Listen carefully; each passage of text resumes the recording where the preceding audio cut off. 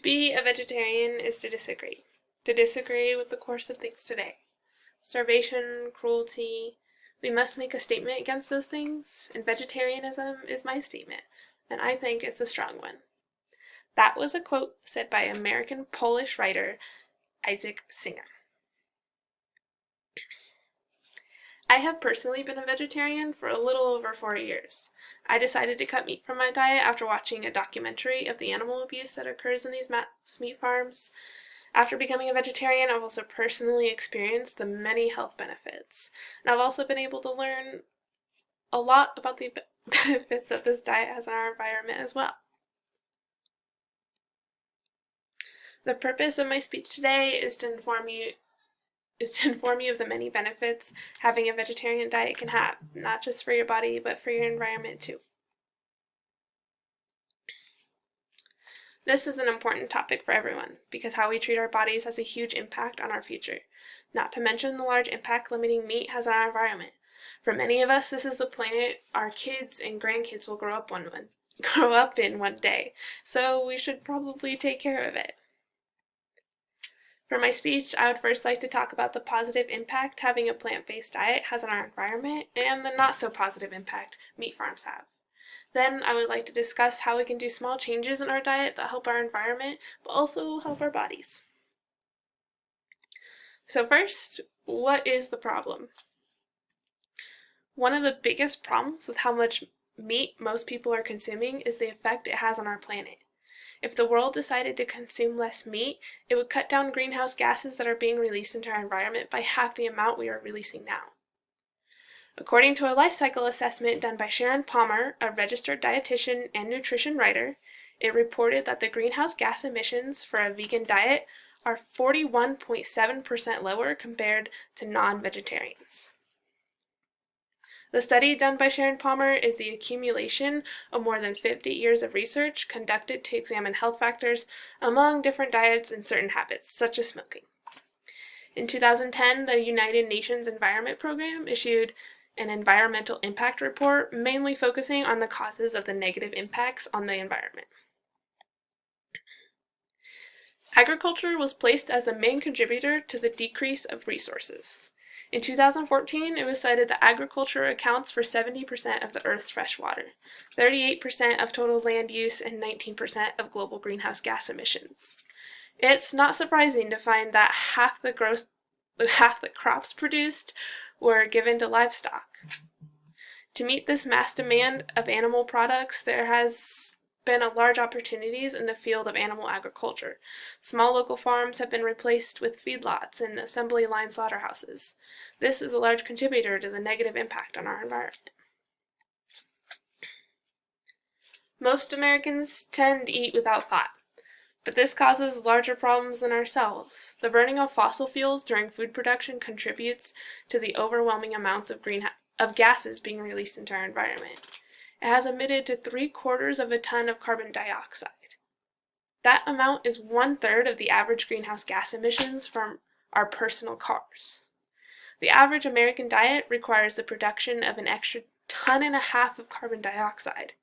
And so with Earth Day just passing on April 22nd, cutting down on a few burgers and eggs each week is probably a good way to contribute to the reduction of greenhouse gases. Now that you know a little about the effects of eating meat has on our planet, I would like to explain how to help and change the negative effects. One solution to reducing the greenhouse gases released by these large animal farms is to simply reduce the amount of meat you consume. Not only can you reduce the amount of meat you consume, but you should only buy your meat from local farmers. Professor Naylor is an economist at Stanford University, and she says if everyone cut down their meat consumption by just 20% and only bought their meat from local farms, it would help the environment exponentially.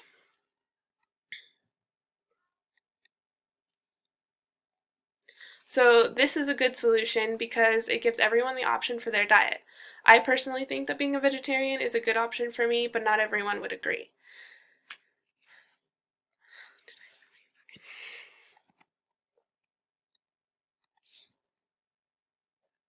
be a vegetarian is to disagree. To disagree with the course of things today. Starvation, cruelty, we must make a statement against those things. Vegetarianism is my statement, and I think it's a strong one. That was a quote said by Isaac Singer, who is a Polish-American writer. I have personally been a vegetarian for a little over 4 years. I decided to cut meat from my diet after watching a documentary of the animal abuse that occurs in these mass meat farms. But after becoming a vegetarian, I've been able to personally experience the health benefits that go along with that diet, and I've also learned so much about the benefits that this diet has on our environment. The purpose of my speech today is to inform you of the many benefits having a vegetarian diet can have, not just for your body, but for the environment too. It is an important topic for everyone because how we treat our bodies has a huge impact on our future, not to mention the large impact limiting meat has on our environment. For many of us, this is the planet our kids and grandkids will grow up on, so we should probably take care of it. For my speech, I would first like to talk about the positive impact having a plant-based diet has on our environment, and the not-so-positive impact meat farms have. Then I would like to discuss how we can do small changes in our diet that not only help our environment, but also help our bodies. So first, what is the problem? One of the biggest problems with how much meat people are consuming is the effect it has on our planet. If the world decided to consume less meat, it would cut down greenhouse gases being released into our environment by half the amount we are releasing now. According to a life cycle assessment done by Sharon Palmer, a registered dietitian and nutrition writer, it reported that greenhouse gas emissions for a vegan diet are 41.7% lower compared with non-vegetarians. The study done by Sharon Palmer is an accumulation of more than 50 years of research conducted to examine health factors among different diets and certain habits such as smoking. In 2010, the United Nations Environment Program issued an environmental impact report mainly focusing on the causes of negative impacts on the environment. And agriculture was placed as the main contributor to the decrease of resources. In 2014, it was cited that agriculture accounts for 70% of the Earth's fresh water, 38% of total land use, and 19% of global greenhouse gas emissions.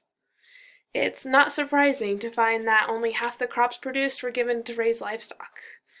To meet the massive demand for animal products, there has been large opportunities in the field of animal agriculture. So small local farms have been replaced with feedlots and assembly line slaughterhouses, which is a large contributor to the negative impact on our environment. So most Americans tend to eat without thought, but this causes a problem larger than ourselves. The burning of fossil fuels during the food production contributes to an overwhelming amounts of gases that are being released into our environment.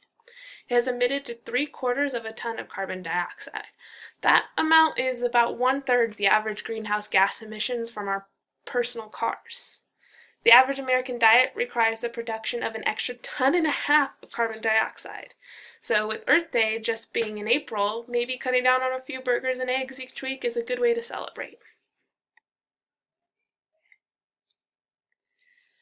Now that I described to you the effects that eating meat has on our planet, I would like to explain how you could help and change the negative effects.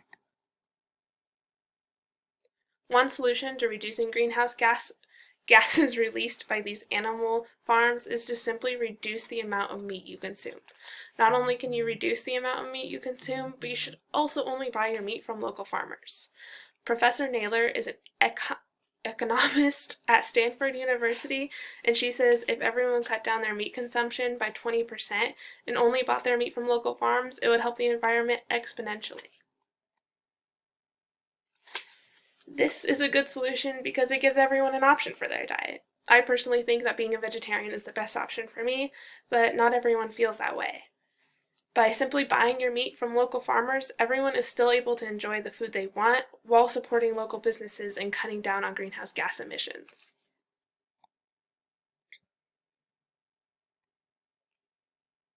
Only buying meat from local farmers might not be a good solution for everyone, because it could be a little pricier than buying meat from your large grocery store.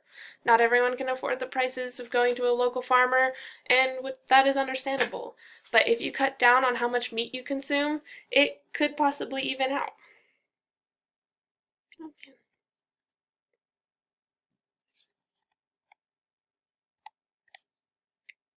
Sorry, I don't know what happened there.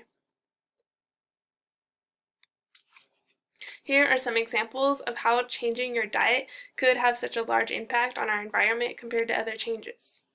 If one person exchanges a regular car for a hybrid, they will reduce carbon dioxide emissions by 1 ton per year. If one person exchanges eating meat for a vegan diet, they'll reduce the carbon dioxide emissions by 1.5 tons per year. And if every American dropped just one serving of chicken from their diet, it would save the same amount of CO2 emissions as taking 500,000 cars off the road. And all this information was given to me off PETA's website. There are 2 specific actions I encourage everyone to take. The first being to try to reduce or completely cut out the amount of meat that you consume on a daily basis. If you eat meat with every meal, then maybe try to cut it down to only 2 meals a day and then 1 meal a day. And maybe you'll eventually get to only eating meat once a week. You might notice a difference in your health and decide that you want to cut meat out completely. The second is when you do consume meat, only buy from local farmers. Their meat will be the freshest and the best for your environment. It also helps support your local businesses, which is especially important during this time.